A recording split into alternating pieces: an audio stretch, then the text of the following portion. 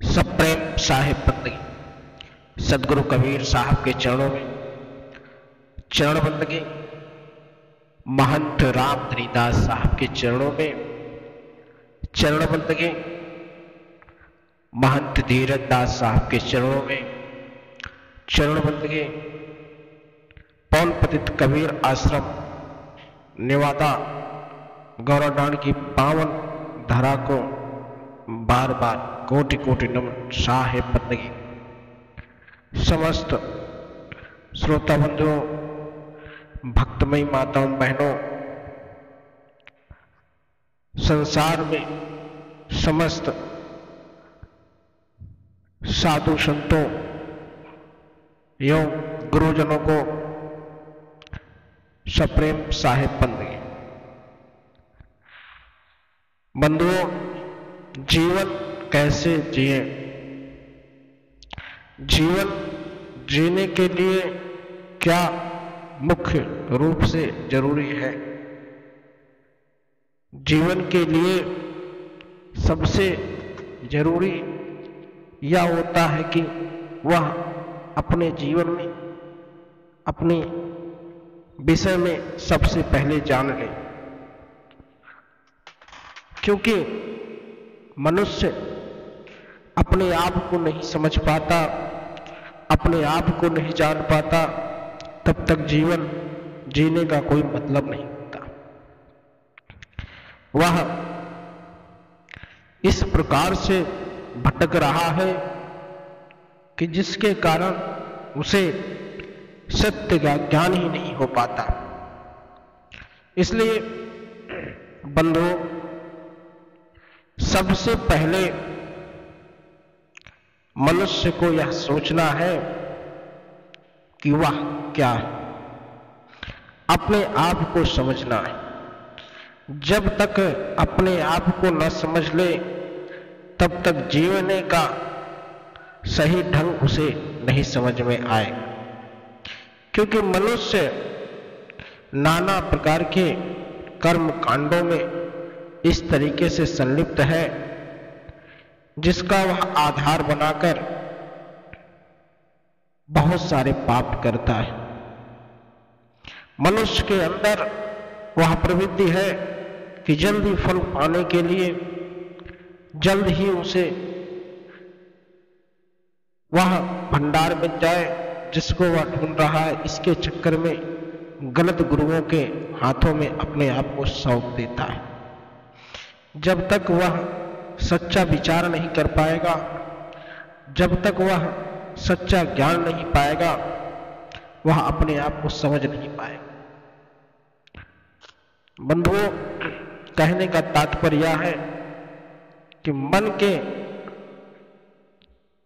इधर उधर भटकना, मन को सही जगह न लगाना मनुष्य के लिए जीने का, वह जिस चीज को वह ढूंढता है वह कभी पा नहीं सकता। तो सबसे पहले मनुष्य को अपने खुद को समझना है, अर्थात समझने के लिए उसे अपने आप के द्वारा किए गए कार्यों को सबसे पहले समझने की जरूरत है। अपनी वाणी पर संयम रखें और पाप के भागीदार न बने। तमाम ऐसे कुकर्म हैं जिनसे वह दूरी बनाकर रखे। मांस मदिरे का सेवन जीवन में कभी न करे, तभी उसके अंदर मनुष्यता कहलाई जाती है। अन्यथा तो वह पशु समान हो जाता है। पशु भी अपना स्वभाव नहीं बदलता, क्योंकि अगर शेर को घास दोगे तो वह नहीं खाएगा, लेकिन मनुष्य होकर पशु जैसा व्यवहार करने लगता है, और उसी का कारण है कि वह जीने का सचमुच का ढंग भूल जाता है और वह पशुओं की जिंदगी जीने लगता है। और फिर दूसरा व्यवहार उसका यह होता है कि यह राक्षसी और तामसी जो भोजन होते हैं, वह जब भक्षण करता है तो वह राक्षस प्रवृत्ति का हो जाता है। फिर उसके कर्म भी सही नहीं होते और वह हर बातों में तमोगुणी वाली बात करता है और आवेश में बात करता है। उसे प्रिय बातें समझ में नहीं आती, उसे सत्संग जाना अच्छा नहीं लगता, उसे तमाम प्रकार के भोग विलास के साधनों की आवश्यकता अधिक पड़ती है, क्योंकि उसका मन बिल्कुल ही उन वासनाओं में ग्रसित रहता है, जिस कारणवश वह जीवन का ढंग भूल जाता है। अब बंधुओं, जीवन कैसे जिए यह शीर्षक है, तो जीवन के लिए सबसे पहले मनुष्य को अपने आप को बदलने की आवश्यकता है। जितना हो सके मनुष्य सत्य बोले। अगर जिससे किसी की जान बच जाए, जिससे किसी का भला हो सके, कभी कभी झूठ बोला जा सकता है, लेकिन अपने जीवन में यह निश्चित ही करें कि ज्यादा से ज्यादा सत्य बोले। अब जैसे कोई किसी को मारने आ रहा है और तुमसे पूछता है कि भैया फला आदमी को देखा आपने, अब उसके हाथ में बंदूक रहेगी तो क्या तुम बता दोगे? तुम तो पाप के भागीदार हुए ना। तो यहां परम पिता तुम्हें झूठा नहीं कहेगा, वहां तुम्हें एक ईश्वर रूपी माना जाएगा, अर्थात वहां परमात्मा आपको धन्यवाद देगी जिसकी जान बचती है। इसलिए सबका कर्म और कर्म का फल भोगना अवश्य। बंधुओं, जीवन को जीने के लिए अपने आप को भक्तिमय संसार में डुबो देना चाहिए।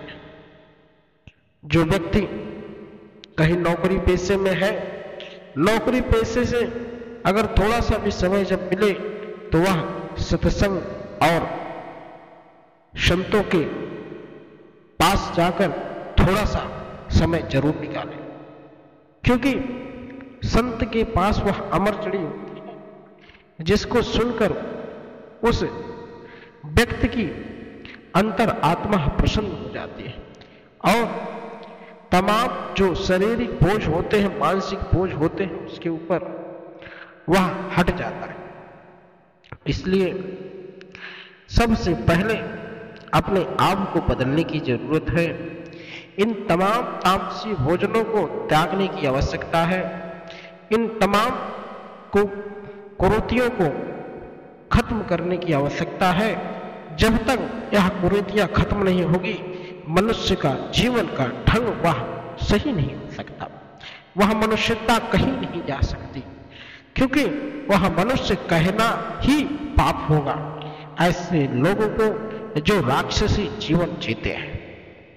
सदगुरु कबीर साहब ने सदा ही यही कहा है कि जो व्यक्ति दूसरे के ऊपर दया करता है, जीवों पर दया करता है, परम पिता परमेश्वर की उसके ऊपर असीम कृपा होती है। इसलिए बंधुओं, जीने के लिए तो आपको सब कुछ करना है वह, लेकिन क्या करना है यह तुम्हारे ऊपर निर्भर है कि तुम सत्कर्म करके जाना चाहते हो या कुकर्म करके। सत्कर्म की गंगा में अगर डुबकी लगाते हो तो इस भवसागर से पार उतर जाओगे।